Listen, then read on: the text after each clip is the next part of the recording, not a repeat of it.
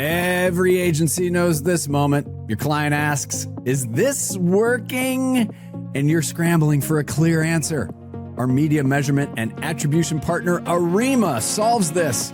They give independent agencies a privacy-safe way to prove media performance. No cookies, no PII, no data science team required. One agency using their platform saw 18% ROI growth and 25% better audience reach efficiency. That's the difference between defending your work and confidently proving it. Ready to stop guessing? Book a demo at arimadata.com.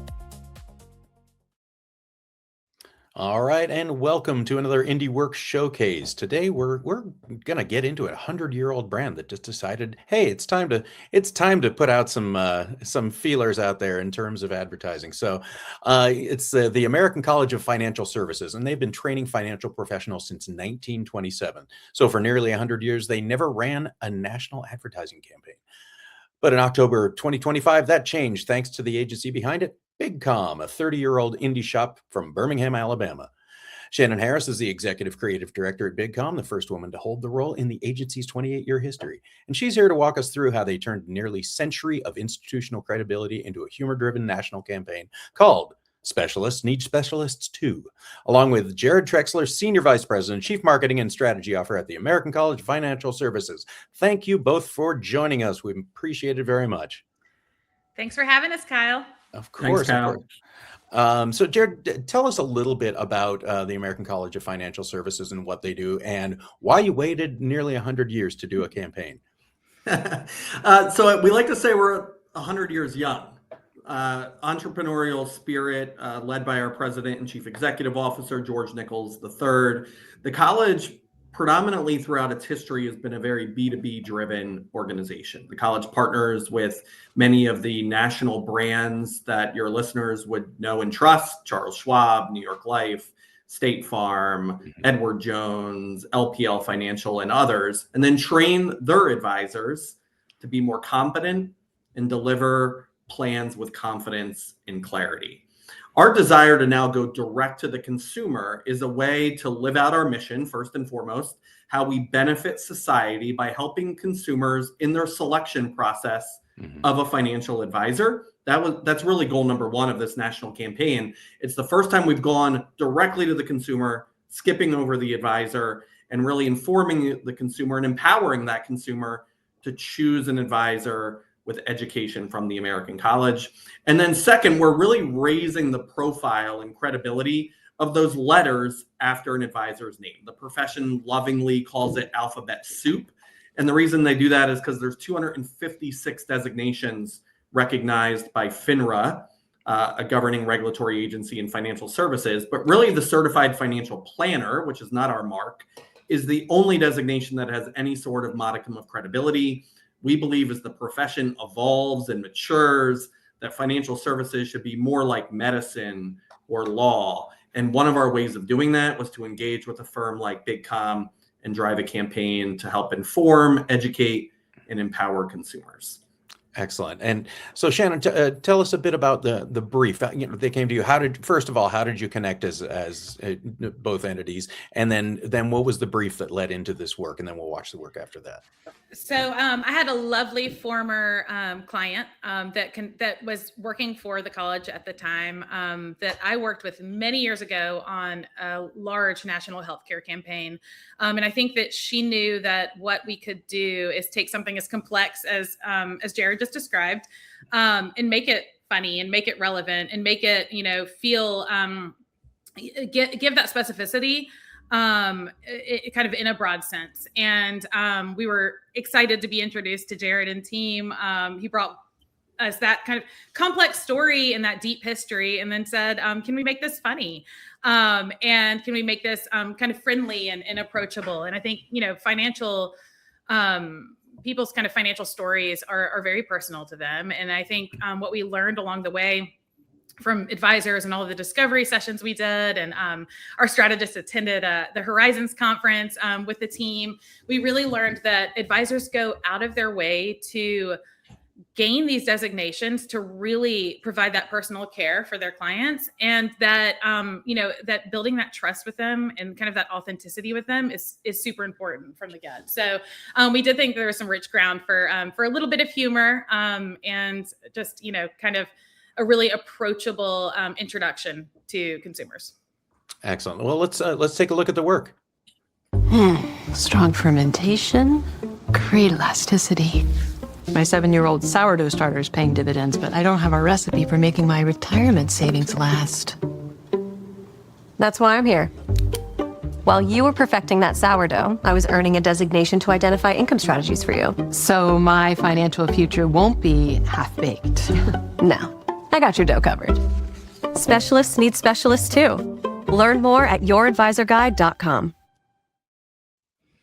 That's great. And financial services is never easy to kind of pull humor out of, but you managed to get this nice subtle humor and explain what it is fairly straightforwardly. So tell me a bit how you did that, and Jared, what kind of did it take to with the back and forth with the agency to kind of figure out what the right tone was? Yeah, tone. I mean, I think you hit the nail on the head with tone, right? We talked a lot about humor. People have different types of humor. I love the thread of what you called subtle humor, because this is still really serious business. People's financial lives are really, really important. And we needed to make sure that we weren't like making in jest, saying things in jest, or minimizing or belittling some of the really complex decisions that those individuals need to make. But the type of humor that we were able to find through a lot of good ideation and collaboration with Shannon and the big team was this idea that kind of allowed people to let their guard down, smile a little bit, and realize, I think directly through the humor or indirectly, that finance is really personal, and you can take it as a serious thing without necessarily taking it seriously all the time, because that's what your financial advisor is there to do, to understand what makes you tick, to understand what motivates you, understand what makes you happy, makes you cry, and connect that in with your financial life. Got it. Shannon, talk to us about from your end. So, funny is subjective, right? And I think that one of the most powerful things that I think that we did as a group, Jared and I I think share a love for collaborative leadership. Like, we really love to lead a collaboration. We really love input from our teams. And I think that we found camaraderie in that from the beginning. And they came for a visit for a full day, and we watched director reels together, and we laughed together, and we said, to some, and we had a really good time doing that. And I know that, I knew that we were going to be creative testing, which we did. But I thought it was really important, if we're going to collaborate as a group, that we all kind of understand each other's sense of humor, understand what we're all attracted to, so that we're kind of headed towards the same goal at the same time. And those spots with subtle humor are the ones that were really standing out to the group. And so I think it really started to take shape there. I had a fabulous team on my end at the agency. Our writer on this project, Laurie Haller, is hilarious. Jake Odom, creative director, an amazing producer, Kristen Dober, fabulous account bestie of Jared's, Alejandra Bikini, and Janie Duguid, our strategist, and she was really integral in keeping us on track throughout the process. She went to the Horizons conference. She spoke to so many advisors. It was a complex thing we were trying to do. How do you I guess convince people to think about specificity in a general enough way for a 30, right? And we actually have another spot coming out in April that involves live bees. So stay tuned for that. We're excited. Live bees. So it'll be a little sting on that one, but no, talk about what was the overall kind of overarching theme that you were looking for to really get across that would make this something that would benefit the college and benefit the viewer? So I think, we're speaking, to high net worth individuals here, and our creative North Star was really that specific expertise for a specific life. And, how important specificity is to designations. And then also how we wanted to draw these really interesting metaphors between these kind of fixations, these hobbies, these fixations, these kind of niche skills that were strange enough to be interesting, but universal enough to be relatable. And so we found that in beekeeping and in sourdough baking. I think a lot of people adopted hobbies like this over pandemic that continued. I think throughout the process, Jared heard from multiple people at the college who dabbled in these hobbies and had so much amazing input. I think we went back and forth on the name of one of the bees about 5 different times in the process. We had a lot of fun, and I think that everybody was kind of wide open to shaping this into this campaign into what it needed to be. Nice. Yeah. So Jared, talk me through some of the, maybe there were some ideas that obviously didn't work, but what made you kind of land on those kind of slightly quirky, but also very relatable kind of hobbies and professions that people have to highlight your work? Yeah, I think you took the word right out of my mouth, right? Relatability was the most important thing to us because I think if the viewer was spending a lot of the time in that 30 seconds to understand the connection, we would have lost the main kind of business point or mission-minded point for us as the college. And that is really all around the financial services profession today is a sea of generalists, many masquerading as specialists. And we kept walking through this creative process with Big about the parallels to the medical profession and how that profession matured over a period of time. And we really like it to, if a consumer has a heart ailment, they're going to go to a cardiologist, not to a general practitioner. General practitioners can solve maybe 85, 90% of ailments. But when ailments get more serious, more complex, you're going to go to the specialist. And the gap we see so often in first-party research, some we conducted in partnership with Big and in third-party research as well, is consumers have very nuanced, complex, specialized needs, but they're being served by generalists. And really what we wanted to get across here is tie that relatability, disarm the consumer into an approachable spot, and then hammer home this idea that specialists do exist in financial services, and here's how you can find one. Nice. And so what made, I mean, obviously this is a national campaign for first time you're ever doing one. Why did you decide, how did you and BigCom get together? And this is an indie from Birmingham and which is wonderful. You guys are great. We love you, but how did you guys connect and were able to kind of pull this off, and you decided not to go, with a big network agency? Yeah, I mean, Shannon, I think hit it home. Like we had that referral from Lindsay, someone I respect greatly, who used to work here at the college. And then, to be quite honest, there was a lot of gut feel. Like Big's work was solid work. A lot of agencies' work is solid work. I think Big pushes the edges a little bit from the creative mindset. And we knew as kind of a scrappy 100-year-old institution, but someone doing this for the first time, we're like, we want to take this journey with an agency that is the same sort of entrepreneurial spirit and scrappiness that we have. I also don't think it hurt, quite honestly, from our side that we got in the room in these pitch meetings. And what stood out about Big is we were on calls with a group of like powerful, competent female leaders. And the college has a center for women in financial services. We're very focused on diversity and expanding the pipeline within the industry. And we're also, as we look at partners, very keen to, we need to walk the talk. And while I won't say that was the reason we picked Big, I think that was an extra cherry on top. In speaking to our CEO, he's like, these are really confident, competent, and empowered senior leaders in this world. And they happen to be female and they do great work. But at the end of the day, it was gut, like, breaking bread and having a cocktail with Shannon and team. We are really, I think what happened in January when we went down and visited them really affirmed the decision. We laughed so much during that time together. And I think teams, both agencies and internal teams that really end up liking each other and respecting each other, that's where you get the best work.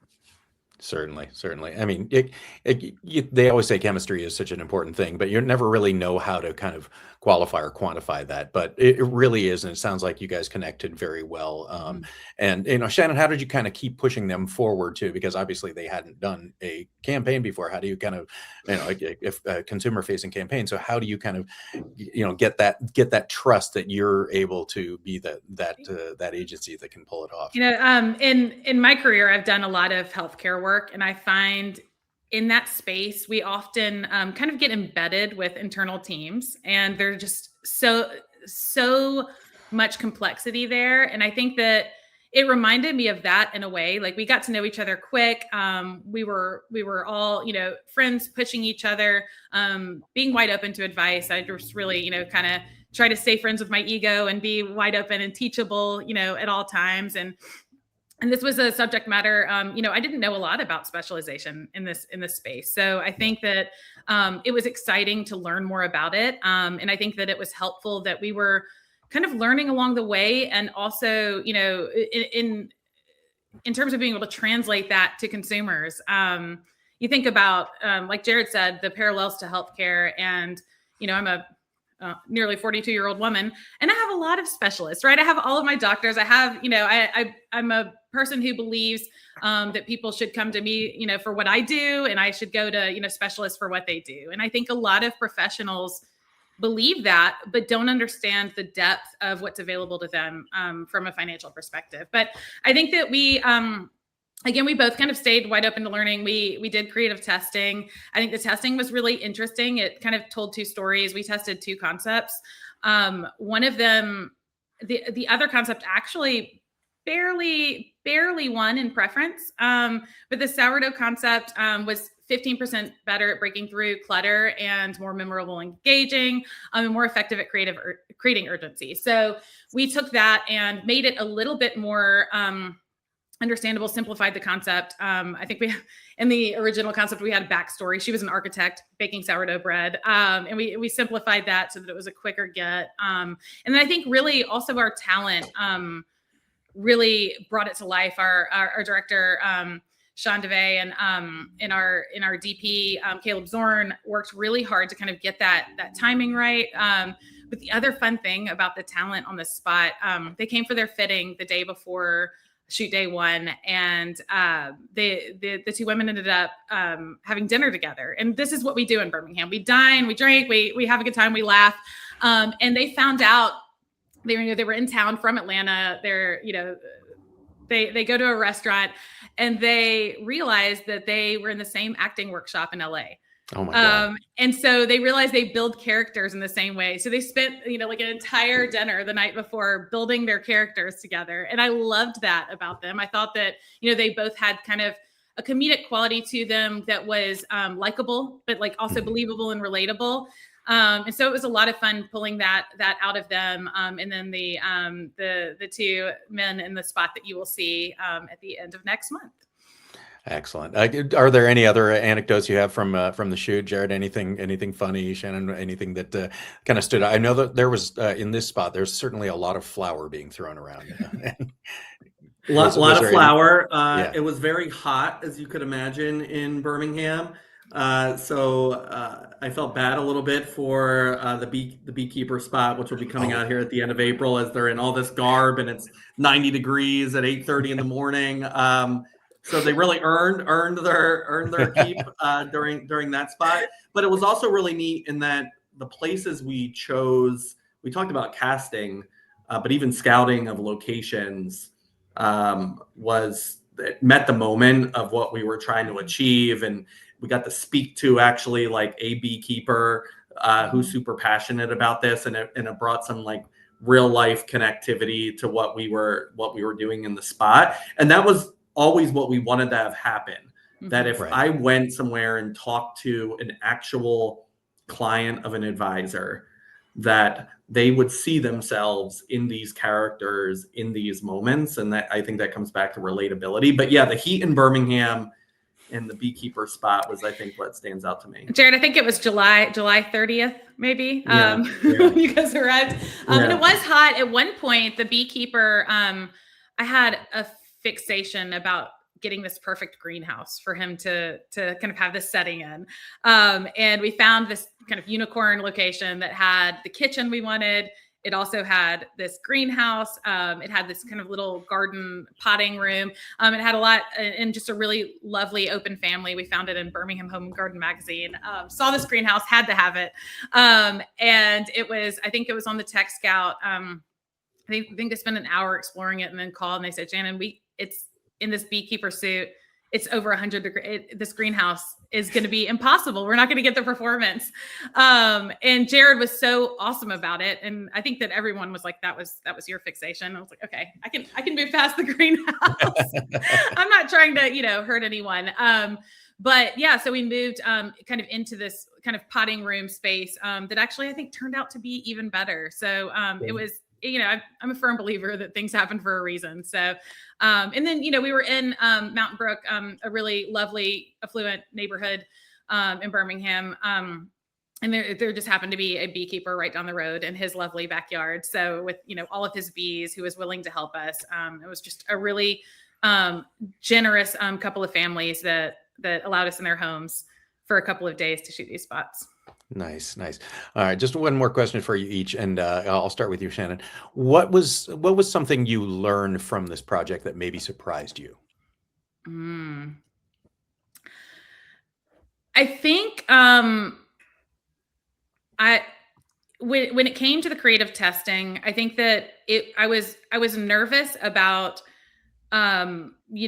recommending the one that wasn't preference. And I think what I did learn is that, in looking at the rest of the data, how receptive a client like Jared in the American College of Financial Services can be to kind of that nuanced information. I think that they live in a world of kind of that nuance and specificity. And I think that it was just really refreshing to kind of have that take on it and bring that to them and to have them, open to the idea of shooting the idea that was more exciting and more memorable. I think that it was, it really, I think helped me feel more confident in bringing kind of a bolder take to other clients. It was just, I really appreciate the response to that. Nice. And so, Jared, on the flip side, what did the brand learn, in this first kind of consumer-facing campaign, that'll help you grow moving forward? That's a great question. I would say don't try to be everything to everyone with a spot like this. Consumers have different motivations based on very individualized financial situations. And just keeping true to our mission. Like, our mission is to benefit society. The last few words in that, and we anchor to that every day in how we educate advisors. But this has given us such an appreciation, this journey that we're on now, for the impact those advisors have in communities across the country. I mean, think about it. 17,000 advisors are educated at the college every year. On average, those advisors have between 125 and 150 clients each. So the immense impact that our education has on communities across America every day. And this just gave me a further appreciation for that as we begin to learn more about consumers, produce a spot for consumers. I mean, we live the financial services industry every single day, and kind of breaking out from that mode, taking a step broader to the impact, it just made me more reinvigorated about our mission. That's great. Well, you're off to a great start. I can't wait to see the next one. When can we expect to see that? You said April. I believe April 27th. Don't hold me to it. Yep. I'm not looking. Okay. Is that right, Jared? Yep, that's correct. Also wanted to shout our fabulous production partner, Bella, on this project. They're out of Nashville. I actually just left them in our office conference room. We're pre-proing another production that starts tomorrow. Nice. Amazing group of people. So yeah, shout to Bella. Fantastic. Well, thank you both so much, Jared and Shannon. Thank you so much for joining us, and thanks for everybody for listening to another Indie Work Showcase. We really appreciate it. Everybody have a great day. Thanks so much. Thank you. See you soon, Jared.